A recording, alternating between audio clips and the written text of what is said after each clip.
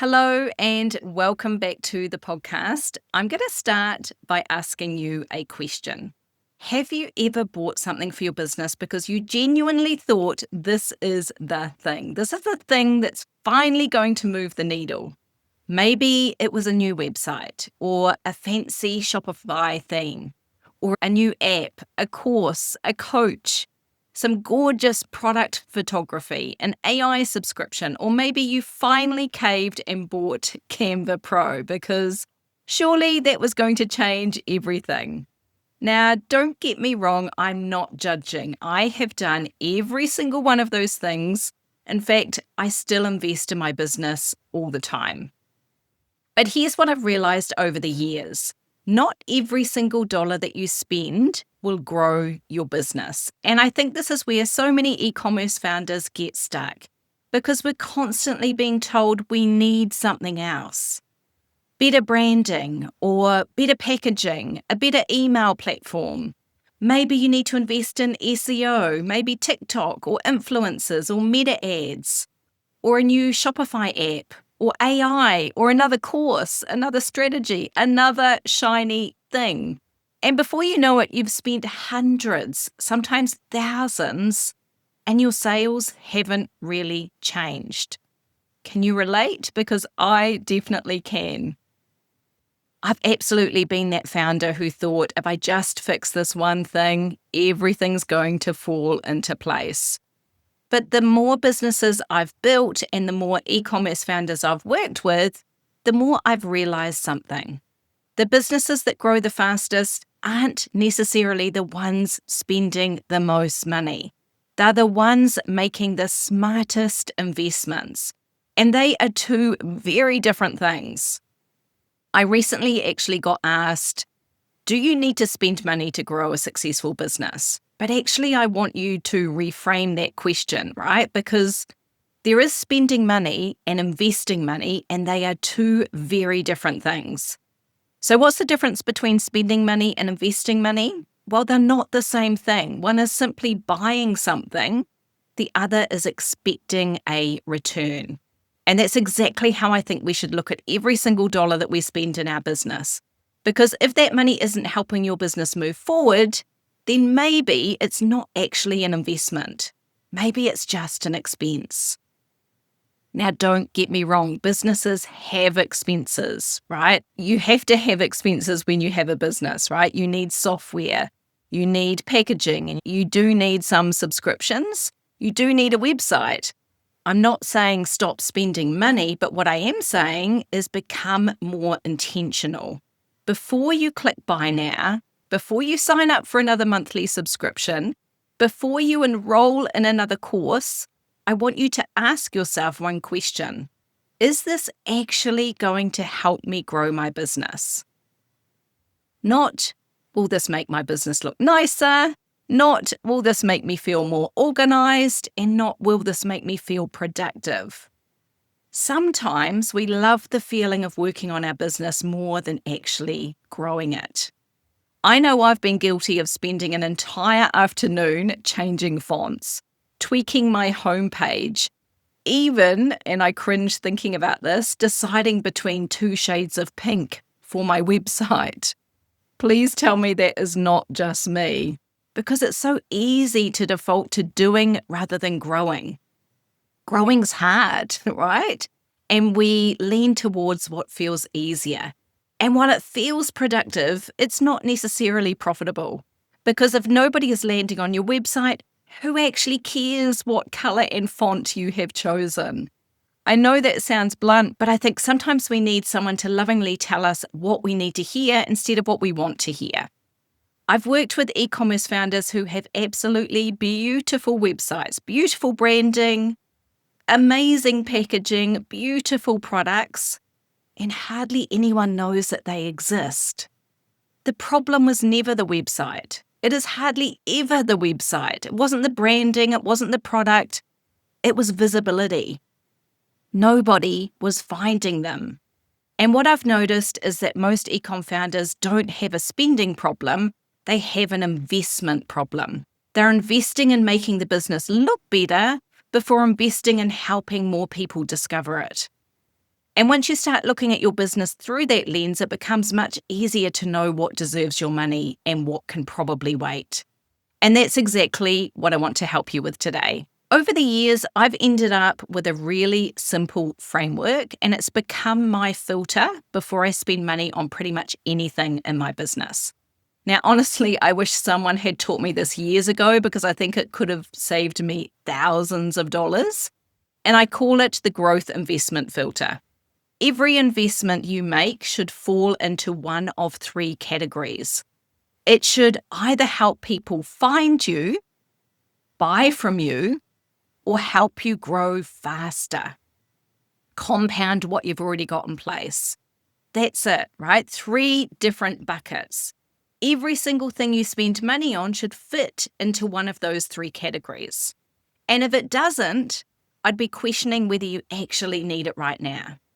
I've recently gone through all of my subscriptions with this lens, and I removed a third of them. I actually gave Claude a list of all my subscriptions, and I asked whether he could find an alternative option that was cheaper but delivered the same outcome.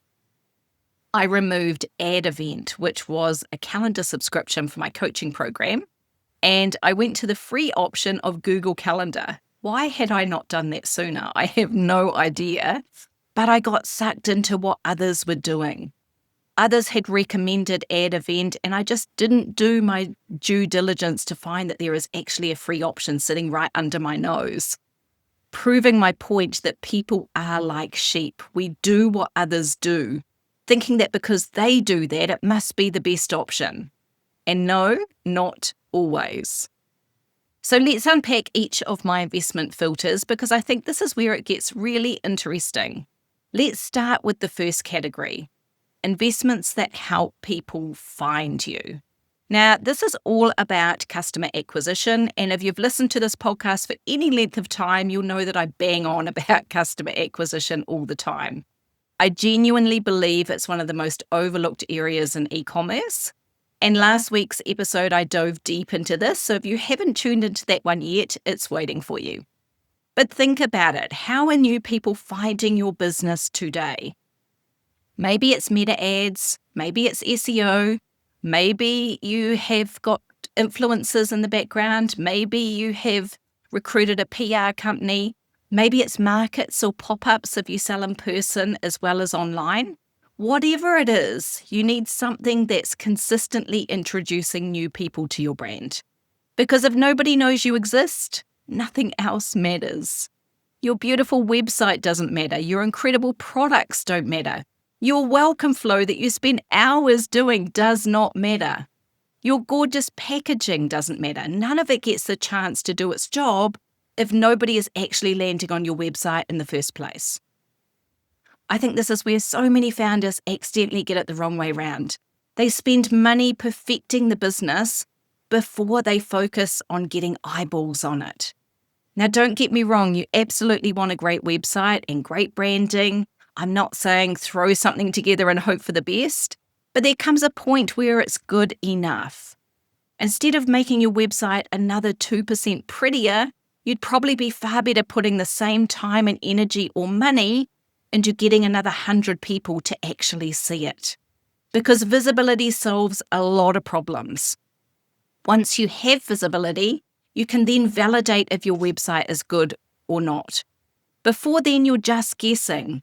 Once you have people landing on your website, that's your biggest test. Now let's move into the second category, investments that help people buy from you. This is what we all want, right? But you've got to get the visibility first. So once you've nailed visibility, someone's found you, amazing, that's the first hurdle. But what happens next? Do they land on your website and immediately understand what you sell? Can they quickly work out why they should buy from you instead of somebody else? Do your product pages answer the questions that they're already asking in their head? Have you got reviews? Is your photography doing your products justice? Have you set up a welcome flow, an abandoned cart flow, a browse abandonment flow? All of these things help turn visitors into buyers. Now, this is where I feel like a lot of brands leak money without realizing it. because visibility without conversion can be really expensive. Imagine spending hundreds of dollars on meta ads, you're getting loads of clicks, people are landing on your website, but your website isn't converting. That's like paying to fill a bucket that's got a massive hole in the bottom. The problem isn't necessarily the ads, although that's the first thing that we will blame. The problem is what happens after someone clicks. Ads will highlight what's working and what's not pretty quickly. Ads aren't a golden ticket to print money. If things are optimized and you have the systems in place to convert a cold visitor, they can work amazingly. But if you have lots of holes in this space, you don't have your email flows set up and optimized, or you haven't prioritized reviews, so you don't have trust oozing from your website, then ads may not give you the return you're expecting. They will amplify what's working and amplify what's not. Now, I never look at marketing in isolation. Your ads aren't separate from your website. Your website isn't separate from your emails. Your emails aren't separate from your customer experience. They're all part of one customer journey. And if one part isn't working, the whole thing has to work harder, right? You have to work harder and you're not going to see the results that you're after. Now let's talk about the third category, because honestly, this is probably my favorite. These are investments that help you grow faster. This is where AI sits. This is where coaching sits, automation, systems, hiring support, education, anything that helps you move quicker and make better decisions or free up your time to focus on the things that actually move the needle. And I love this category, and no, it's not purely because I am a coach, but yes, I do believe investing in support to get somewhere faster. I've always had a coach, but only a coach that has walked the path I want to walk. They've reached a destination that I want to reach, and they hold the map. You also know that I love AI. I truly believe that the businesses who embrace it right now and use it to their advantage are going to grow the fastest. I genuinely believe AI is one of the biggest opportunities e-com founders have right now, but probably not for the reasons that you think, because most people are using AI to write captions or emails. And that's useful, but I actually think that's just scratching the surface. The real power of AI isn't that it helps you write faster, it's that it helps you think better. It also helps you see things that you may not easily see right now. You can ask AI, what's the average time between my customer's first and second order? Now you know exactly when to send a replenishment email. Or you might ask, what product gets the most website views but the fewest purchases? Well, that's probably a product page that needs some attention. Or maybe the messaging isn't resonating. Maybe the product description isn't answering people's objections. Maybe the photography isn't doing the product justice. Or you might ask, which email in my welcome flow has the lowest click-through rate? Instead of manually digging through reports for half an hour, who's got time for that? AI can help you identify the problem almost instantly. Then you can ask it, what do I need to do to improve that email? Can you see the difference? You can even research competitors to find out what they are doing and how you can replicate that. All of this information has always been available to us, but the difference now is that years ago it would have taken hours to uncover. Now it takes us seconds. That's the real competitive advantage, not writing faster, but thinking faster, making better decisions faster.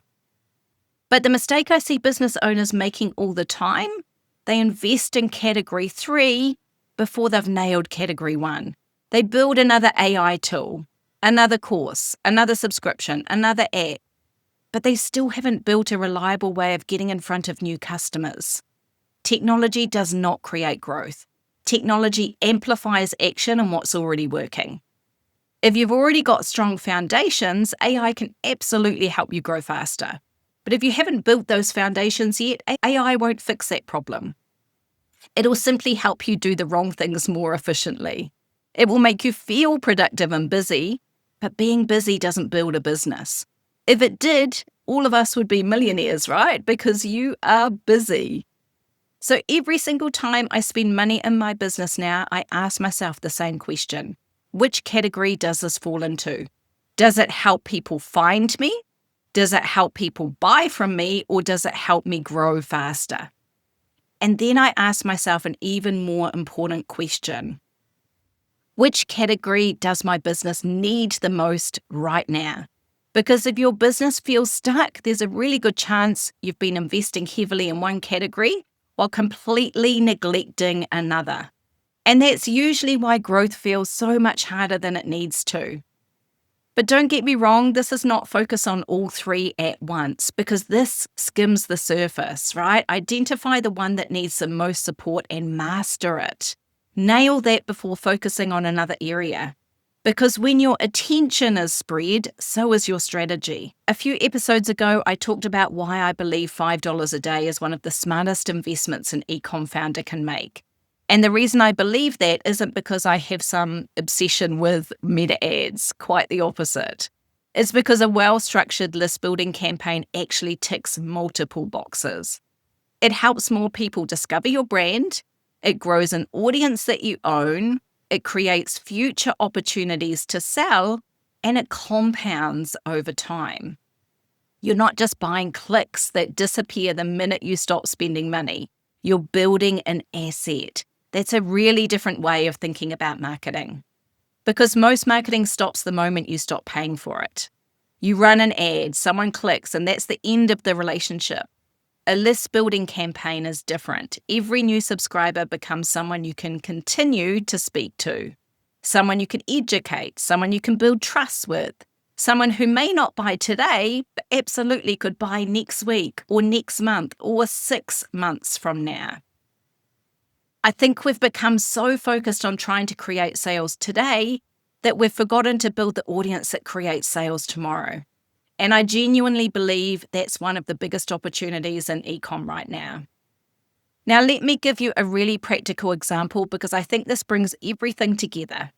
Imagine you've got someone visiting your website every single day. Let's say you're getting a couple of hundred visitors. On paper, that sounds amazing, but hardly anyone is buying. And your first instinct might be to think, I need more traffic. But actually, do you? Maybe you don't. Maybe what you actually need is to improve what happens after someone lands on your website.